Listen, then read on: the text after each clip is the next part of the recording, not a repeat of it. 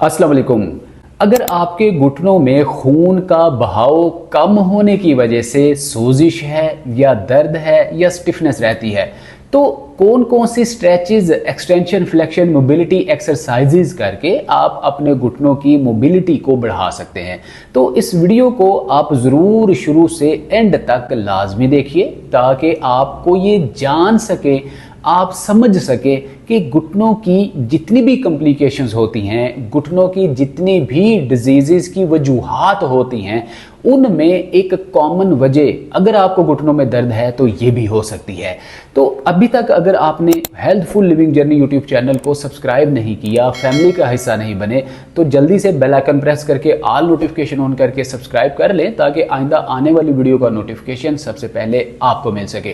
तो नाज़रीन, घुटनों की दर्द होने या घुटनों की सोजिश होने या घुटनों में जो है वो बहुत ज़्यादा अकड़ाव, स्टिफनेस होने की जितनी भी वजूहात है, जिस तरह के देर तक बैठे रहना, ज़्यादा ट्रैवल करना, ज़्यादा बेड रेस्ट करना, सुस्ती करना, काहली करना या एक्सरसाइज वॉक का ना करना, डाइट का सही तरीके से फॉलो ना करना या कोई क्रोनिक डिजीज़ जिसकी वजह से आपके घुटनों में आर्थराइटिस का मसला हो रहा है, रोमेटॉइड हो या ओस्टियो हो या इसके अलावा दीगर कॉम्प्लिकेशंस हो, जॉइंटस हो, तो इन तमाम वजूहात में अगर कोई भी वजह आपके साथ ना हो लेकिन एक वजह हो इम्यूनिटी की कमज़ोरी, इम्यूनिटी का कम हो जाना या आपके जिस्म में एनीमिया का मसला होना, खून की कमी हो जाना, तो इसकी वजह से होता क्या है, आपके पट्टे जो हैं ये गिरावट का शिकार होते हैं, आपके मसल्स वीक होते हैं, नसें जो है वो सिकुड़ना शुरू हो जाती हैं, श्रिंक होना शुरू हो जाती हैं, उनका जो चौड़ापन होता है ये आहिस्ता आहिस्ता श्रिंक में तब्दील हो जाता है।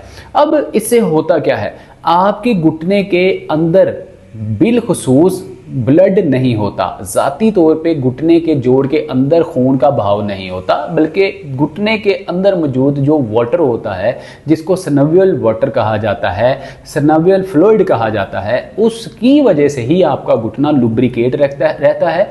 यही ग्रीसिंग का काम करता है, यही आपके घुटने को मोबाइल रखता है और मूवमेंट में मदद देता है।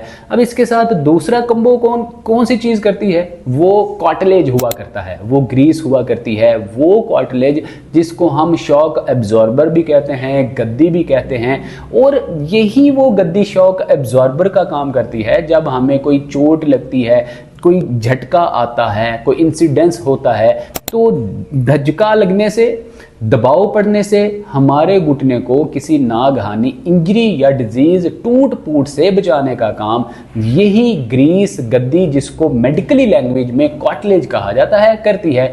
अब होता क्या है, आपके घुटने के इर्द गिर्द मौजूद जो ब्लड वेसल्स हैं, जो नर्व्स हैं या जो खून की रगें हैं, इनमें अगर खून का बहाव कम हो जाएगा तो इन रगों के साथ मुल्हिका जो जॉइंट मसल्स हैं, जो जॉइंट नर्व्स हैं, ये भी मुतासिर होंगी, श्रिंक होंगी, सिकुड़ना शुरू हो जाएंगी।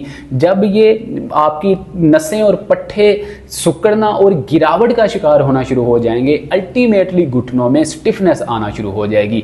तो बहुत से लोग जब स्टिफनेस होती है तो बहुत सारी अद्वियात मेडिकल स्टोर से लेकर आर्थराइटिस की, पेन किलर और इधर उधर की अद्वियात का सहारा ले रहे होते हैं। हालांकि आपकी इस कंडीशन में जहां पे आपको पहले से कोई डिजीज ना हो लेकिन वैसे किसी वजह से आपको थोड़ा स्टिफनेस का सामना करना पड़ रहा है, दर्द का सामना करना पड़ रहा है, इस सूरत में आपको किसी तरह की अद्वियात की ज़रूरत नहीं पड़ती, बल्कि आप खुद से कुछ स्ट्रेचेज, एक्सरसाइजेज करके खून का बहाव तेज़ करके इस कॉम्प्लिकेशन से निजात हासिल कर सकते हैं। तो नाजरीन, अब कंडीशंस क्या क्या हुआ करती हैं।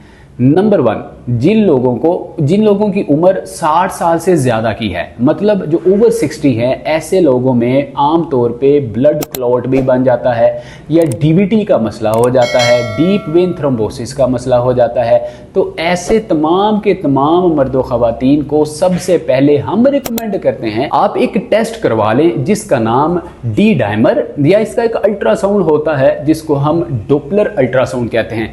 इनमें तमाम की तमाम इनर कंडीशंस हमारे सामने खुलकर आ जाती हैं। देन हम देखते हैं कि क्या इनर इन्फेक्शन है, इनर इन्फ्लेमेशन है या कोई और इनको क्रोनिक डिजीज है। फिर उसके मुताबिक हम उनको एक्सरसाइजेज रिकमेंड करते हैं। अब अगर आपने ये टेस्ट भी करवा रखे हैं, अल्ट्रासाउंड भी करवा रखे हैं, डॉक्टर ने आपको जस्ट ये कह रखा है कि जस्ट जो है खून के गाढ़ा होने की वजह से, खून का बहाव मुतासिर होने की वजह से आपके घुटनों में दर्द है, तो आप इन एक्सरसाइजेज को कर सकते हैं।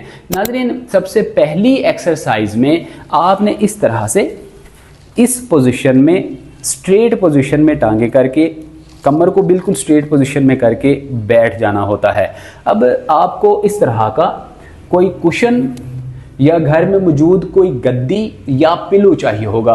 अब इस पिलो को आप अपने पाँव की हील के नीचे रखेंगे। जब आप पैर की हील के नीचे आप जो है कोई कुशन या कोई पिलो रखेंगे तो आपके घुटने की डायरेक्शन जो है नीचे की जानिब हो जाएगी, आपकी हील ऊपर की जानिब हो जाएगी, आपका जो घुटना है ये नीचे की जानिब, नीचे से मुराद कि आपके दिल की जानिब इसकी जो है वो झुकाव हो जाएगा। इससे होगा क्या, अब जब आप दोनों हाथों की मदद से अपनी थाई को पकड़ के घुटने को नीचे और ऊपर की जानिब आप लिफ्ट अप करेंगे, नीचे को डाउन करेंगे, इससे होगा क्या, जो खून का बहाव बहुत ज़्यादा मुतासिर हो चुका है वो आहिस्ता आहिस्ता नीचे की जानिब आएगा, मतलब आपके दिल की जानिब आएगा। अगर ब्लड क्लॉट है तब भी वो ऊपर की जानिब रिजॉल्व होगा, नीचे की जानिब जाकर मज़ीद कम्प्लिकेशन पैदा नहीं करेगा, जिसे आपको सार्कोपेनिया और दीगर तरह के फॉलेज टाइप के मसाइल पैदा हो सकते हैं।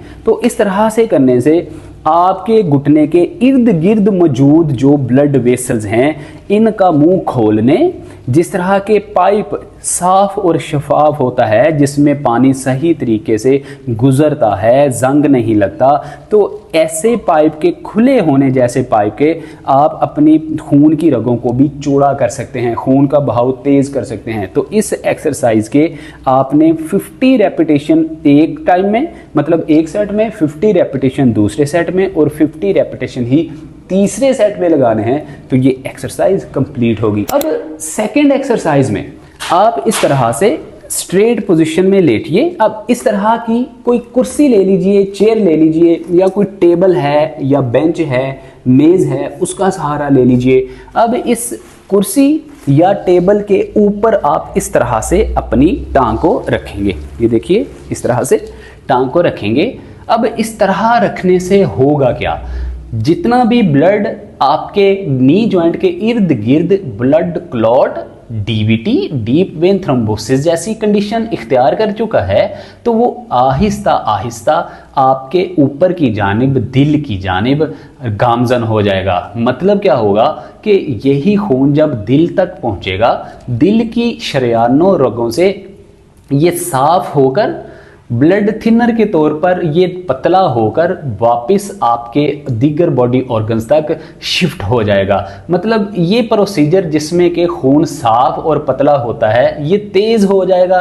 इस मैकेनिज्म में फास्टिंग आने की वजह से आपके घुटने की इन्फ्लेमेशन, सोजिश और स्टिफनेस आहिस्ता आहिस्ता कम होना शुरू हो जाएगी। तो इस पोजीशन में आपने मैक्सिमम आधा घंटा लेटना है। पहले एक टांग में इस तरह से आप लेट जाइए, लेकिन यहाँ पे एक तवज्जो तलब बात है, दोनों टांगों को इकट्ठे आप ऊपर की जानिब इस तरह से नहीं रखेंगे इनिशियली स्टेज पे। उसकी लॉजिक और रीज़न ये है कि बाज़ औक़ात बहुत सारे मर्दों ख़वातीन को एक ही टांग में जो है वो स्वेलिंग भी होती है, एक ही टांग में जो है घुटनों में दर्द भी होती है, और बाज़ मर्दों ख़वातीन को दोनों टांगों और दोनों घुटनों में एक ही वक्त बैक वक्त में सोजिश हो जाती है, टांगों में बहुत ज़्यादा इन्फ्लेमेशन हो जाती है। अगर दोनों टांगों में इन्फ्लेमेशन हो देन आपने इस तरह की एक्सरसाइज से अवॉइड करना है, परहेज़ करना है। फौरी तौर पे आपने किसी अच्छे सर्जन, किसी अच्छे जो है आपने डॉक्टर को, फिजिशियन को चेक करवाना है, क्योंकि ये किडनी का इशू भी हो सकता है, लीवर, फैटी लीवर का इशू भी हो सकता है, और बहुत सारी बीमारियों की तरफ ये अलार्म हो सकता है। लेकिन अगर एक टांग में है फिर आप 1 बाय 1 टांगों को इस तरह ऊपर की जानिब रखेंगे, जिससे आपका ब्लड फ्लो फास्ट होगा। नी जॉइंट के इर्द गिर्द मौजूद लिगामेंट में जो स्टिफनेस होगी, जो अकड़ाव होगा, वो आहिस्ता आहिस्ता कम होना शुरू हो जाएगा। पहले एक टांग में कीजिए, फिर आप उस टांग को नीचे उतारिए और दूसरी टांग को ऊपर रखें, पहली टांग को बिल्कुल स्ट्रेट पोजीशन में रख लें। इस तरह करने से आपका ब्लड फ्लो फास्ट, आपकी जो सोजिश है घुटने में जो बहुत ज़्यादा अकड़ाव है कम हो जाएगा और घुटने की दर्द भी आहिस्ता आहिस्ता कम होना शुरू हो जाएगी।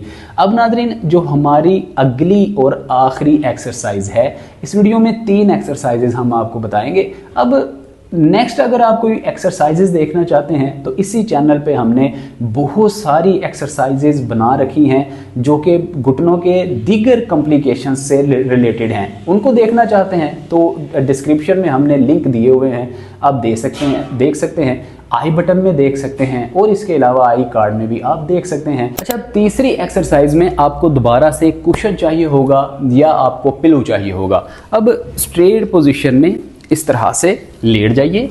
अब इस कुशन को दोनों टांगों के सेंटर में, दोनों घुटनों के सेंटर में इस तरह से रखिए। टांगों को 95 एंगल पे रखिए।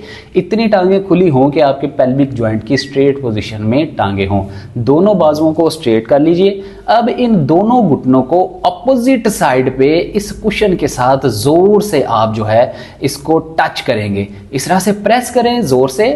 15-20 सेकंड के लिए आप होल्ड करें, या आप स्टॉप वॉच लगा लें या आप वैसे ही काउंटिंग कर लें 1 2 3 4 5। इस तरह से 20 टाइम्स जब आप इसको होल्ड करेंगे फिर आहिस्ता आहिस्ता छोड़ेंगे तो इससे होगा क्या, आपके जितने भी एबडक्टर मसल्स, एडक्टर मसल्स, आपके मीडियल और इंटरमीडियल और आपके लेटरल जितने भी लिगामेंट्स हैं ये मजबूत होंगे। खून का बहाव, जो आपकी खून की रगें हैं, इनमें तेज होगा। खून अगर गाढ़ा है तो पतला होगा। अगर कोई डीप वेन थ्रोम्बोसिस जैसे मसाइल हैं, डीवीटी के मसाइल हैं, तो वो भी हल होना शुरू हो जाएंगे। 15-20 सेकंड होल्ड, फिर छोड़ेंगे, फिर 15-20 सेकंड के लिए होल्ड, फिर छोड़ेंगे। इससे नाज़रीन आपकी इनर लेग के जितनी भी स्टिफनेसेस के इश्यूज होंगे ये भी 110% खून का बहाव मुतासिर होने की वजह से ही अकड़ाव का शिकार हो जाते हैं। जब आप ये एक्सरसाइज करेंगे तो इससे आपकी अकड़ाव, स्टिफनेस जैसे मसाइल हल हो जाएंगे। घुटनों की सोजिश हो, दर्द हो, आहिस्ता आहिस्ता कम होना शुरू हो जाएगी। तो नाज़रीन, ये 3 एक्सरसाइजेज हैं।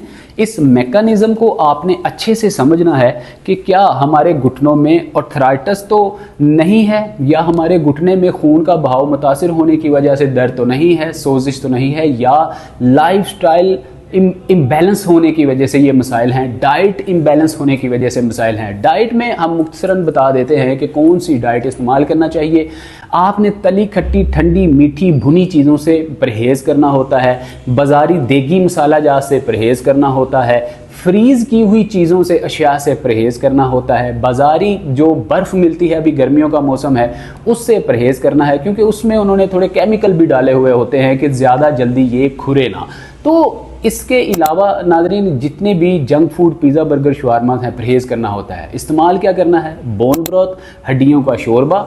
इसके अलावा अलसी के बीज, फ्लैक्सीड में बहुत ज़्यादा मिकदार में कैल्शियम, मैग्नीशियम, विटामिन डी होता है, जो आपकी हड्डियों, पट्ठों की जो है वो अफजाइश के लिए बहुत ज़्यादा ज़रूरी होता है। जो है आपके सेसमे सीड, इनके अंदर काले तिल हों, सफ़ेद तिल हों, वाफिर मिकदार में रोगनियात, अर्कियात, मुरक्कबात मौजूद होते हैं, इसका इस्तेमाल किया जा सकता है। काले चने का शोरबा, जिसको गरीबों का गोश्त भी कहा जाता है, इसमें हर वो विटामिन और मिनरल मौजूद होता है, वो न्यूट्रिएंट्स मौजूद होते हैं जो कि आपके मील्स में मौजूद होते हैं, फ़िश में मौजूद होते हैं। ओमेगा 3 फैटी एसिड हो, ओमेगा 6 हो, ओमेगा और दीगर आपके जितने भी ये कंपाउंड होते हैं, विटामिन बी कम्प्लेक्स के जितने भी कंपाउंड होते हैं वो आपके चने में मौजूद होते हैं, चने के शोरबे में मौजूद होते हैं। लिहाजा हड्डी टूट भी जाए तो हड्डी को तेज़ी से जोड़ने में, आपके रोगन को, जिसको हम मिक भी कहते हैं, गुद्दा भी कहते हैं, ग्रीस भी कहते हैं, इसको तेज़ी से बनाने में ये अहम किरदार अदा करता है। उम्मीद करते हैं ये वीडियो आपको बहुत अच्छी लगी होगी। इसी तरह की इंफॉर्मेटिव वीडियो का नोटिफिकेशन हासिल करने के लिए health full living journey YouTube channel को बेल आइकन प्रेस करके ऑल नोटिफिकेशन ऑन करके सब्सक्राइब कर लीजिए, ताकि आइंदा आने वाली वीडियो का नोटिफिकेशन सबसे पहले आपको मिल सके। कोई आपकी क्वेरी, सवाल है तो आप कमेंट सेक्शन में कर सकते हैं, या दिए गए व्हाट्सएप नंबर पर हमसे कंसल्टेशन में आकर बात कर सकते हैं। बहुत सारा ख्याल रखिए, मिलते हैं अगली वीडियो में। अस्सलाम वालेकुम रहमतुल्लाह।